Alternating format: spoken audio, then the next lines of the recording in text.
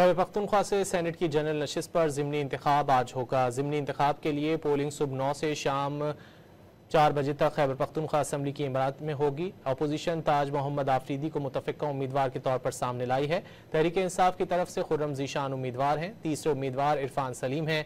Khyber Pakhtunkhwa assembly अरकान की कुल तादाद 145 है। कामयाबी के लिए 73 वोट दरकार होंगे। हुकूमती अरकान की तादाद 92 जबकि अपोजिशन के 53 अरकान हैं। खैबर पख्तूनख्वा से सेनेट की जनरल नशिस्त पर ज़िमनी इंतखाब आज होगा। ज़िमनी इंतखाब के लिए पोलिंग सुबह 9 से शाम 4 बजे तक खैबर पख्तूनख्वा असम्बली की इमारत में होगी। अपोजिशन ताज मोहम्मद आफरीदी को मुतफ़िक़ा उम्मीदवार के तौर पर सामने लाई है। तहरीक इंसाफ की तरफ से खुर्रम ज़ीशान उम्मीदवार हैं। तीसरे उम्मीदवार इरफान सलीम हैं।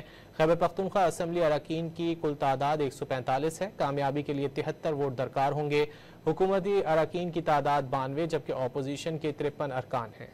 खैबर पख्तूनख्वा से सेनेट की जनरल नशिस्त पर ज़िमनी इंतखाब आज होगा। ज़िमनी इंतखाब के लिए पोलिंग सुबह 9 से शाम 4 बजे तक खैबर पख्तूनख्वा असम्बली की इमारत में होगी। अपोजिशन ताज मोहम्मद आफरीदी को मुतफ़िक़ा उम्मीदवार के तौर पर सामने लाई है।